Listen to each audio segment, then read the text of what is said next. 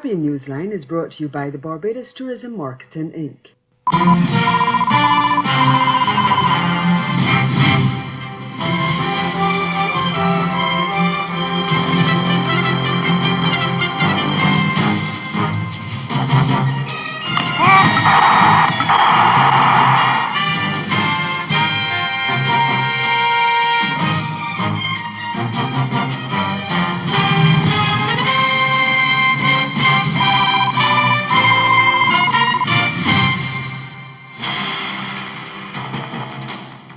Dominica's Prime Minister says his government will not be overthrown. Our top story in Caribbean Newsline for Wednesday, February 8th from the CMC News Center in Bridgetown. I'm Dawn Paris. Good evening. Thanks for joining us. Prime Minister Roosevelt Skerrit says his ruling Dominica Labour Party will not be removed from office unless to the ballot box. Skerrit's comments on Wednesday came as he condemned the violence that erupted in the capital on Tuesday night following a protest led by the opposition to demand his resignation and that of his entire cabinet. Police used tear gas to disperse demonstrators. Skerrit says acts aimed at toppling his administration by force would never succeed. I am saying to people in Dominica that nobody and no groups of individuals are going to get me out, my government out, without going through the ballots of Dominica. And I will say finally, never take my silence for weakness. I am measured with my approach with life. I have to be reason, I have to get reason to the forefront as the leader of the country. But let it be known that there shall be no actions on the part of individuals in Dominica to overthrow this government. None. So if that's what is their intention, I am sending a message to them. They better rethink their plan. Earlier on Wednesday morning, Skerrit visited some of the businesses that were affected by the looting. An outlet of telecommunications company Digicel, as well as small businesses owned by Dominicans, were impacted. The Prime Minister says the unrest resulted in millions of dollars in losses. Incomprehensible. We're Christian people in this country. Those of us who have a Bible and go to church every morning and praise God or praise Allah would be condoning this action by the United Workers' Party because of our partisanship. And we call this country ours, that we love this country, that we're not prepared to stand in defense of the people who have invested their monies, and criminals go over the streets and destroying these people's investments. And we can wake up in the morning and be okay with it, that nothing happened in the country, that we're not going to let our voices be heard and condemn this because we are supporting the party or because we do not like Roosevelt Skerrit or the Labour Party. That has nothing to do with me. It is about the country and the country's future. Prime Minister Skerrit is scheduled to address the nation more on the matter on Wednesday night at 8. Meantime, speaking on the state-owned DBS radio, National Security Minister Raymond Blackmore praised the police for bringing the situation under control. He said they had used reasonable force in the circumstances, and Blackmore put the blame for what he described as, quote, a diabolical and criminal act, end quote, at the feet of the leadership of the opposition UWP and its operatives. But the UWP leader has distanced his party from the violence. Lennox Linton insisted that the opposition protest finished hours before the unrest began. He claimed some people had used the meeting as a cover to engineer disorder and destruction to either embarrass the UWP or for other reasons. The United Workers' Party condemns the acts of violence and vandalism that erupted in the streets of Roseau during the evening of February 7th, 2017, causing widespread loss and damage to business enterprises and triggering fears for safety and security in a season of heightened tensions in our practice of civility. As the events unfolded, the leadership of the United Workers' Party was being blamed on the grounds that the disorder resulted from the public meeting in Upper Kennedy Avenue earlier in the day, calling for the resignation of Prime Minister Roosevelt Scarrett. Both events are unrelated,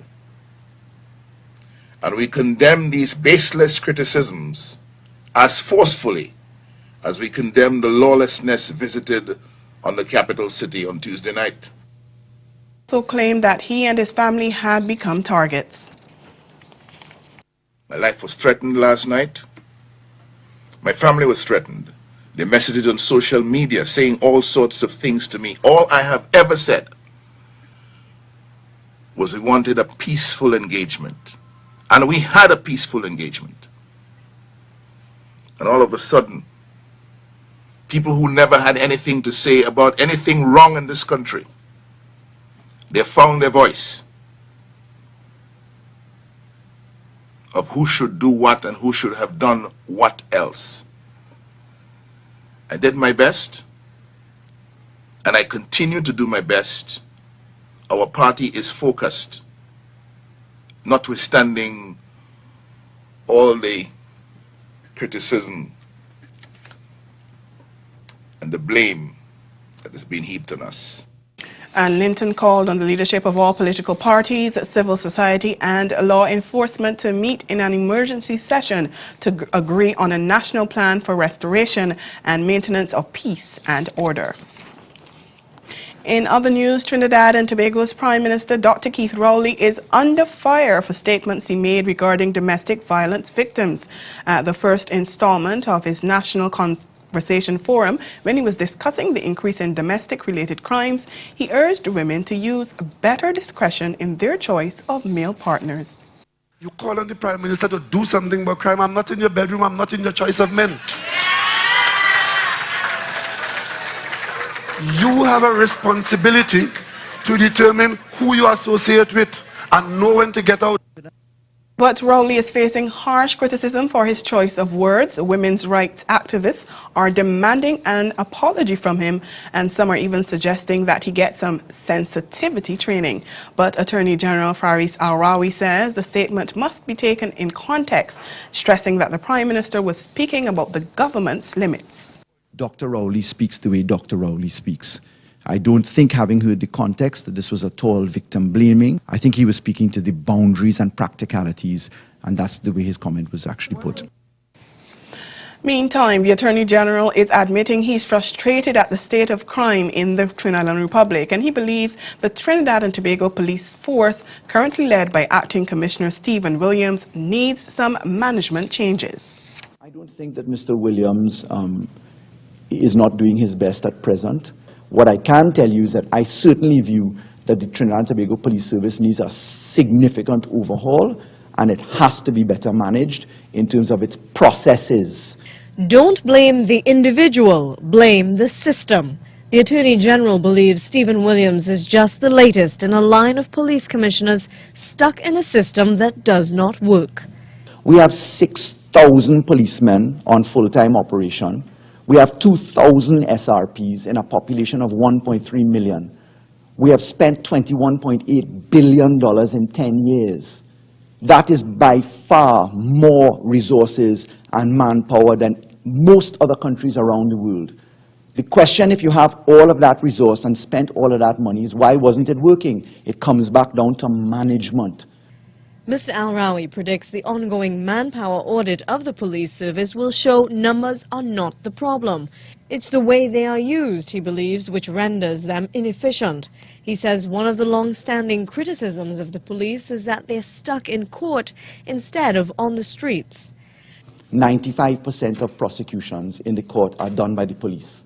95%. 5% by the DPP. The police have no serious architecture for case management, and making sure that the court system works is how you make sure that people don't feel bold enough to walk into a police station and kill a man in the yard of the police station. Mr. Al-Rawi says government is trying to fix the problem. Certain road traffic violations will become fixed penalty offences, so officers don't have to go to court to prosecute errant drivers. The AG also says his ministry is trying to fill chronic vacancies in the DPP's office. So yes, I'm frustrated. Am I confident that there's a solution? Yes. Am I frustrated that it may not be as apparent to everybody? Yes, because I know people want instant results. Trinidad and Tobago's Attorney General Faris Al-Rawi in that report from Fane Richards of TV6 News. Still to come in Caribbean Newsline, Liat cuts service to another destination. We'll tell you which one and why after the break. Grow your business or promote your event through the services offered by the Caribbean Media Corporation and CaribVision. Our distribution provides a platform on cable, terrestrial television, and websites. We cover carnivals and events from across the region. We can bring your event live and alive to the world. For music makers, program producers, businesses, we can expand your reach to in excess of 2 million households daily. Our other services include news updates to enhance your media products, studio space for program and development. We can facilitate the launch of new products and services and training. Contact us and we will help you unleash your creative ability, develop products and services, and provide the medium to watch them grow. Contact Loretta Skeet at cmccaribbean.com or call her 1-246-467-1044 or 1-246-253-3889. Call and book your carnival or event today.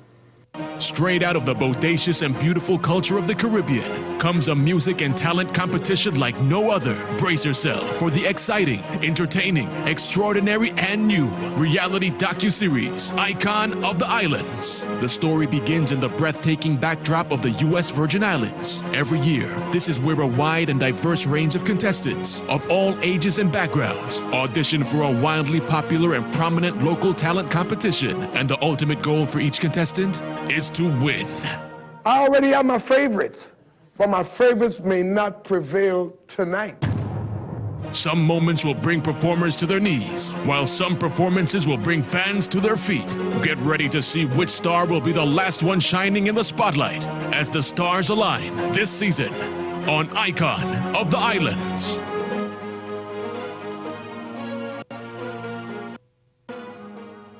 Barbados, renowned for its pristine beachfront and fantastic weather, continues to leave quite an impression on newcomers to the island and returning visitors. The Caribbean island, quite popular as a vacation hotspot, is not only beautiful due to its natural aesthetics. The island of Barbados continues to grow in popularity because of unique connections developed with our people, our culture. We can't wait to welcome you.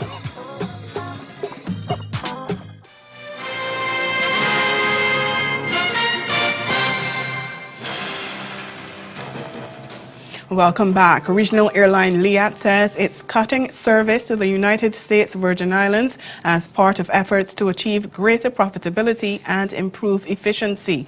The Antigua-based airline said in a statement that it would stop servicing the USVI from March 1st when it ends flights to St. Croix. Service to St. Thomas will end on June 14th. Liat will also suspend its flights between Guadeloupe and Dominica. The airline said the moves are intended to help stabilize its flight schedule and network. Regional trade unions and Liat are expected to meet on Friday to discuss the company's future. CARICOM and Cuba have reached a deal on the expansion of preferential access to each other's markets. A significant number of items from CARICOM, including beer, fish and other agricultural products, as well as manufactured goods, have been approved for entry into the Cuban market duty-free once both sides formalize the agreement. CARICOM member states have also agreed to grant duty-free access to Cuban goods, including pharmaceuticals. And that's not all. More developed countries in CARICOM are also to determine the level of preference they will grant to Cuba on a number of other items. In a brief statement, the CARICOM Secretariat said the agreement was reached during the 10th meeting of the Joint Commission established under the Trade and Economic Cooperation Agreement between CARICOM and Cuba that was held at the end of last month in Guyana. The growing problem of childhood obesity comes under the spotlight over the next 2 days as regional health experts gather in Barbados to determine ways to effectively address the problem. The two-day high-level meeting will aim to develop a plan of action to prevent childhood obesity through improved food and nutrition security. The Caribbean Public Health Agency says the Caribbean is in the midst of a childhood obesity epidemic, and statistics show that at least 1 in every 5 children has an unhealthy weight and is at risk of developing non-communicable diseases such as diabetes, hypertension, and cardiovascular diseases. Recently, PAHO's representative to Barbados and the Eastern Caribbean outlined the impact of childhood obesity on the region's economic development. Childhood obesity is going to affect development in the Caribbean. It's no longer just another condition. The impact on disability, the impact on productivity, the impact on the economy is too high not to take note of. And that's why COTED decided that they should discuss childhood obesity as part of their strategies. 2 CARICOM countries have agreed to give up a portion of their ocean for research. Guyana and Suriname have set aside 10% of their ocean territory as protected area for the preservation of marine resources. We get the details in this report from HGP TV. Guyana inked the document at the launch of project promoting integrated and participatory ocean governance in Guyana and Suriname on Monday. World Wildlife Federation Guyana's representative Lawrence Gomes said the real challenge is to govern the ocean's resources. To what degree are our oceans benefiting both men and women? And how can we incorporate that in planning processes? That is something that we cannot forget about and should be always taking with us. And we have worked on embedding that in our approach. EU Ambassador Jeranik Veditek remarked that the initiative to fund the project is to derive the benefits from climate change and help the real managers to manage. That's the small-scale fisher folks. With this project, the European Union wishes to contribute to preserving the unique marine and coastal biodiversity in the Caribbean Sea basin. Roughly 1.1 million people will directly and indirectly benefit from this project. It aims at addressing the challenges deriving from climate change, fisheries and carbon storage, and thus contributes to decreasing the vulnerability of this part of the region. It will significantly enhance the protection of marine and coastal resources of Guyana and Suriname. WWF Country Manager Guyana Office Aisha Williams, with a synopsis of the project, noted that all stakeholders will be considered in the management of the protected area. Even though we've identified the major partners, the primary partners of this program, this project, it's important to note that these are just the primary ones in terms of implementation and responsible for the project. But it's the ocean. So there are a number of stakeholders, there are a number of partners that are necessary to ensure that this project is implemented in the way that we intend and to achieve the goals that we intend. The management of the protected oceanic areas will be under the auspices of the World Wildlife Federation, WWF, Protected Area Commission, PAC, and funded by the European Union, EU, to the tune of €1.25 million. And ahead in Newsline Sport, embattled Jamaican athlete Nesta Carter has been cleared by the IAAF to run. Stay with us, we'll be right back. Get ready for the Caribbean's most original carnival, Dominica's Carnival, Mass Dominic 2017, February 4th to the 28th. Revel in the splendor of a masquerade band. Experience the parades, the non-stop fetes, Dominica Nights, Dominique Do, Mass Dominic, the real mass. Come, revel with us. Visit us online at dominicafestivals.com or call us at 767-255-8221. We have original Sean Kingston straight out of Jamaica. The party minister coming at you live right now from Huntington Beach, California.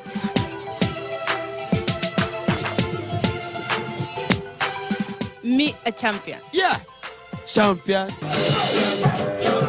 Stay tuned, because this is the entertainment beat. I love being Caribbean. I love being Bajan. Guyana! Hey, Represent from Haiti.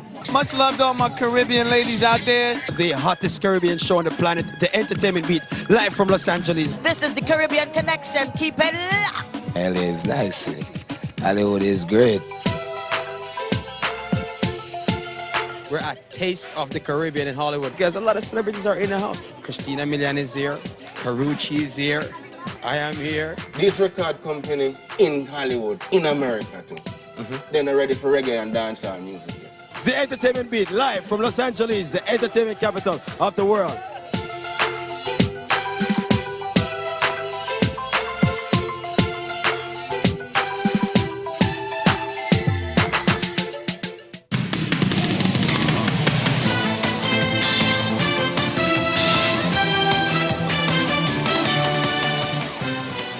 We begin our midweek sports package with news that embattled Jamaican athlete Nesta Carter has been cleared by the IAAF to compete at a local meet set to run this weekend in Jamaica. According to the Jamaica Gleaner, Carter will make an appearance at the 29th Milo Western Relays at the Montego Bay Sports Club after almost a year and a half of inactivity. In a letter to the Jamaica Athletics Administrative Association, the IAAF reportedly stated that it appears that Mr. Carter is not provisionally suspended and is eligible to compete in athletics competition pending the procedure from the Court of Arbitration for Sport. The Jamaican sprinter is facing a ban from the sport after the International Olympics Committee confirmed in January that his samples from the 2008 Beijing Olympics returned positive tests for a banned substance. Carter, along with fellow Jamaican sprinters Usain Bolt, Michael Frater and Asafa Powell, have since been stripped of the Olympic gold they won in the 4x100 meter relay. And in the wake of sanctions imposed on regional athletes, Guyana is ramping up efforts to ensure its athletes comply with all rules before entering international competitions. The country's National Sports Commission will embark on a sensitization exercise in various athletic clubs and schools so that athletes can be better informed about anti-doping. Isan Griffith of Capital News has that story. Sports Commission will be stepping up its testing of local athletes. This is in light of a number of international, regional, and even local athletes being tested and banned after being found guilty of using banned substances. Director of Sports Christopher Jones said the Commission will embark on an awareness program targeting youths, especially in the schools. We will very soon be interacting with the various associations and the athletes, guiding them on what is currently obtained regionally and internationally as it relates to anti-doping. And of course, we want to target pupils because, of course, sometime later they're going to move into that stream. So we're going to be doing programs in schools as well, educating them about anti-doping and what is the expectations of the regional and international body for persons who are involved in sports. Locally, top athletes from two associations, the powerlifting and cycling, have been found guilty and banned for several years from the sport from World Anti-Doping Body Agency, WADA. Just recently, Guyanese national cyclist, 28-year-old Orlando Greaves, was slapped with a 43-year ban after failing a dope test in 2015. In 2014, sub-junior and junior men's powerlifter Gomandra Sudas was banned for 2 years and was stripped of his achievement following positive tests for banned stimulants. Once we move full into anti-doping, is that any tournament and whatnot that we're funding is that those athletes will have to subject themselves to tests. And if they would have used in a few days recently, they see themselves being disqualified from participating. Over to Grenada, where Prime Minister Dr. Keith Mitchell believes the island stands to benefit from the upcoming Grenada Invitational carded for April. Speaking during an address to mark the 43rd anniversary of Grenada's independence, Mitchell said the inaugural showpiece was for the national good and would, quote, take track and field in Grenada to new heights, end quote. GBN's DeLorne Franklin has more in this report. As Grenada celebrates its 43rd anniversary of independence, the achievement of sports was not left out of the celebration package. Prime Minister Dr. Keith Mitchell recommitted government support for sports and, in particular, an international event to be held soon. As Grenadian patriots, we understand that the Invitational will take track and field in Grenada to new heights. and that we all will benefit, especially our young and upcoming sports personalities who will have an opportunity to share the athletic stage in this first-class athletic stadium with some of the best in the world. Prime Minister Mitchell said, "The Games will showcase Grenada globally, and for that deserves all the support everyone can give in the spirit of true nationalists." Grenada's only Olympic gold medalist, Kirani James, is out of state. However, he ensured that his message to the Grenadian people was received. Hello everyone, it's your very own Kirani James, and today I would like to wish a happy 43rd independence to Grenada, Carriacou and Petermount. You know, in moments like this, I'm always reminded of the support that myself, fellow sporting and cultural ambassadors get. I know for sure that it's a direct reflection of the love that we all share for our country. Switching to cricket now, Trinidad and Tobago Red Force continued their winning ways in the Regional Super 50 after beating Kent Spitfires by 5 wickets at North Sound Ground in Antigua on Wednesday. Batting first, the visitors were dismissed for 194 in 46 overs with a half-century from Will Gidman, while Alex Blake and Darian Stevens added 30. Ravi Rampal was the pick of the bowling with figures of 4 for 37, while Rashawn Primus picked up 2 for 35. In reply, Red Force got to the target, losing half their batsmen in the process. Jason Mohammed led in the runs chase with an unbeaten 78, while veteran wicketkeeper batsman Dinesh Ramdin hammered 56. Right-arm pacer Darren captured 3 for 34 for Kent. And on Tuesday, Jamaica Scorpions were lifted by John Campbell's strong all-round performance as they took their biggest stride yet towards the semi-finals with a 20-run win over Guyana Jaguars in Bridgetown. Opting to bat first, Scorpions rallied to 255 all-out with 2 balls left in the innings, courtesy of opener Stephen Taylor's career-best 86 off 82 deliveries. Andre McCarthy lashed 45, while the left-handed Campbell weighed in with a swift 42 from 46 balls. Left-arm seamer Raymond Reefer led the Jaguars' attack with 4 for 35 and was supported by pacers Ronsford Beaton and Chris Barnwell, who claimed 2 wickets apiece. In reply, Jaguars took a strong hold on the encounter through half-centuries from opener Asad Fudadin, 57, and number 3 Reefer, 54, as they cruised to 124 for 1 in the 19th over. And that's sports. We'll be right back. Caribbean Newsline is brought to you by the Barbados Tourism Marketing Inc.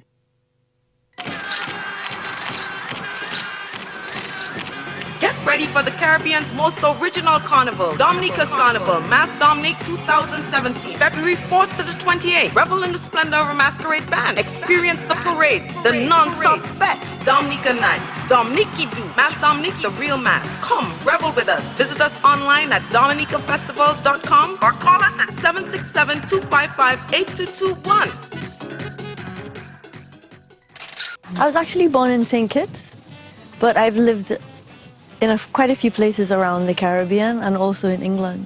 And then I finally chose St. Lucia. I've been here for about 25 years now and shooting all that time. So I'm really familiar with the island and all the best places to go to and visit and the most picturesque ones for shooting too.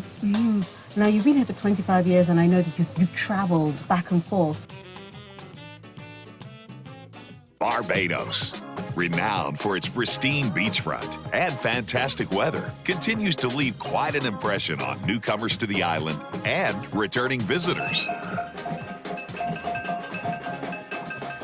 The Caribbean island, quite popular as a vacation hotspot, is not only beautiful due to its natural aesthetics. The island of Barbados continues to grow in popularity because of unique connections developed with our people, our culture. We can't wait to welcome you.